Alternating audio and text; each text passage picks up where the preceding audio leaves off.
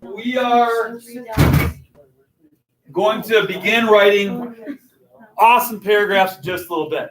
Before we can do that, though, we first need to have a bit of a conversation about how to use quotes in our paragraphs. Quotes oftentimes, 99% of the time, function as evidence.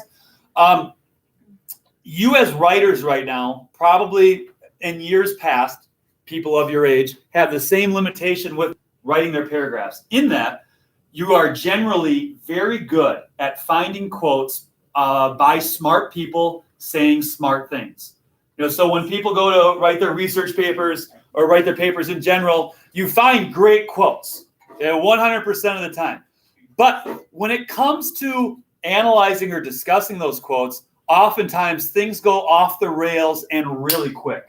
At best, it ends up being, hey, here's this really smart thing that somebody said, and now I'm going to kind of quickly move away from that back to what I said in my topic sentence without really addressing the key ideas in the quote. At worst, it becomes you not really having a grasp of what the quote says and reducing it to something that's kind of intellectually irresponsible. So in order to craft and draft wonderful paragraphs, you first need to not only be able to find the great quotes, which you all do a good job of, but understand how to weave them in and make them your own. In order to do that, this is going to sound like a little opposite. In order to do that, you need to take the smart quote and make it sound dumb. And we're going to talk about how to do that today. Today is going to be all about taking smart things and making them dumb. And it's not that making them dumb is we're trying to, reduce the quality of what's going on in the quote. But until we can say something in dumb terms, like we're explaining it to a 4-year-old or a 5th grader, you don't yet know what you're talking about. And you'll see an example of that in just a little bit. So go to the article. The first thing that we're going to work on is finding the important main idea, the thing that a smart person is saying. Now, when I say the word quote, I don't mean we're limiting our discussion to just the words in quotation marks. A quote from an article can be anything that's written in the article. It does not have to be in quotes. So what we're going to do is we're just going to practice here for a moment, quickly reading this bad boy and identifying the main ideas. So the smart things that people are saying. A lot of this is like an example of a smart thing. So we just want to be able to quickly find the smart stuff. One afternoon in February, a bunch of people were talking and they asked a smart guy a bunch of questions and he remembered those questions. Now, if you look in this first paragraph, though, one afternoon in February, 7 researchers at the University of California, Irvine, sat around a long table facing Frank Healy, a bright-eyed 50-year-old visitor from South Jersey, taking turns quizzing him on his extraordinary memory. What type of comma do you see in there? The noun appositive. Yep. Frank Healy, boom, a bright-eyed 50-year-old visitor from South Jersey, boom. You're going to see noun appositives all over this if you read it closely. And just as an example of a wonderful way to use them to add texture to your writing. Also, is anybody cool enough to identify what kind of comma the first one is? Somebody other than you.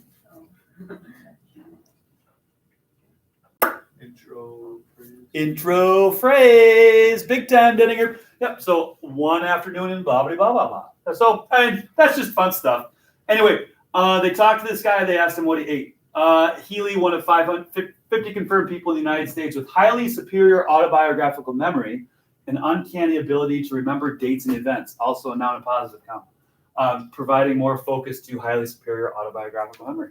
I remember walking into work and one of the clients was singing a parody to Jingle Bells. Oh, what fun it is to ride on a beat-up Chevrolet. All right, game time. These are the kinds of specific details that writers of memoir, history, and journalism yearn for when combing through memories to tell true stories.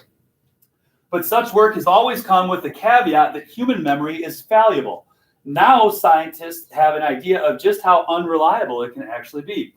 New research released this week has found that even people with phenomenal memory are susceptible to having false memories, suggesting that memory distortions are basic and widespread in humans, and it may be unlikely that anyone is immune, according to the authors of the study published in the Proceedings of National Academy of Sciences. There are 4 sentences in this paragraph. So sentence 1 ends here, sentence 2 ends there, sentence 3 ends right here, and sentence 4 ends down here. What I want you to do, talk amongst your group, 30 seconds, Identify which one of these 4 sentences states a main idea. All 4 of these are kind of saying generally the same thing. Which one is the money sentence? So 30 seconds, you hold up a 1, 2, 3, or 4, and then we'll talk about the next step. So identify the main idea in that paragraph. Ready, set, go. 30 seconds. Come to a consensus as a group.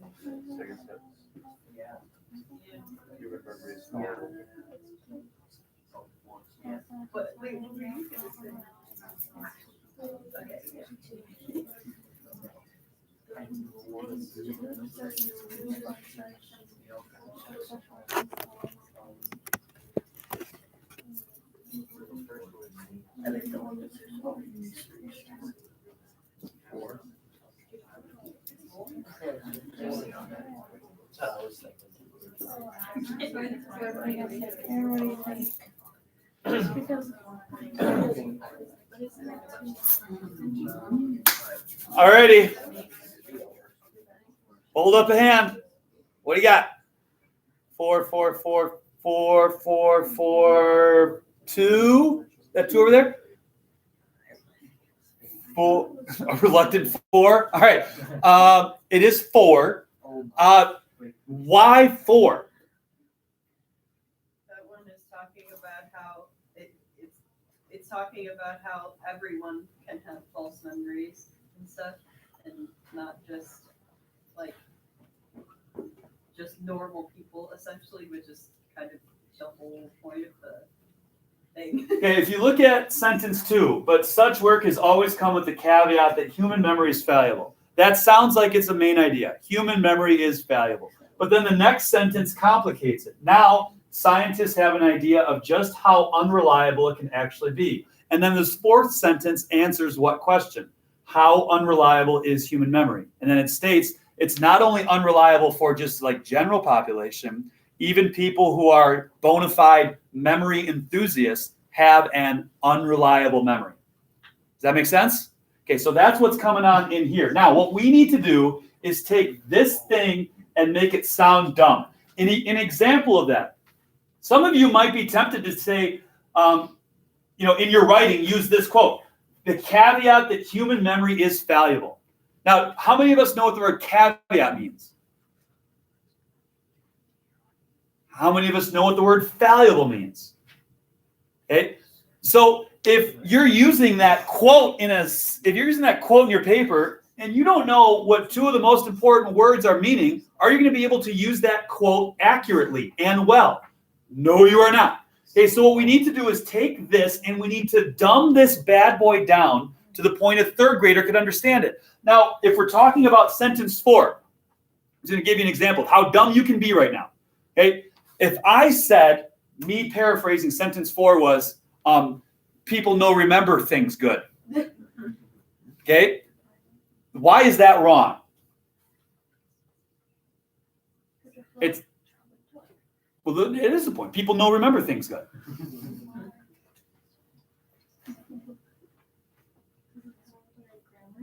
The grammar has nothing to do with this bad boy. People know remember things good is not wrong because it sounds dumb. People know remember things good is wrong because it's missing something. What is it missing? How bad they are. Not how bad, but how many people are affected by not having good memory. What sort of special group of people is included in this bad boy? Everyone. Everyone and people with good memory. So people, especially smart, good memory people, know remember things good all time now. And we're cruising. Does that make sense? So that is me reimagining this in terms that anybody can understand. And now that I have done that, I have mastered this concept, and we can go to town. So memory distortions are basic and widespread in humans, and unlikely anyone is immune, according to the authors of blah, blah, blah, blah. So we've taken this and we've dumbed it down into a paraphrase that anybody can understand on any terms. Got it?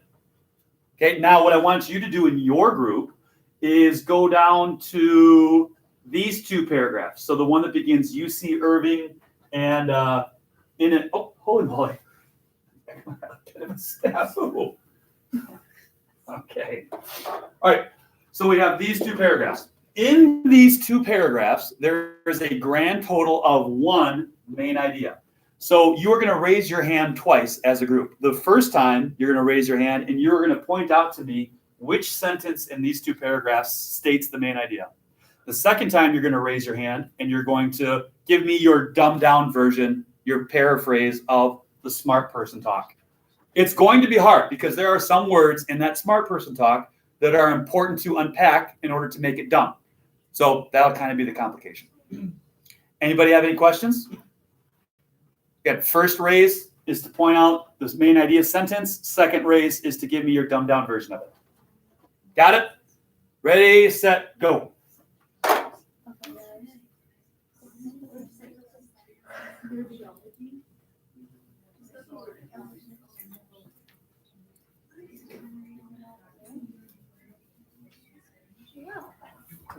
Okay, so we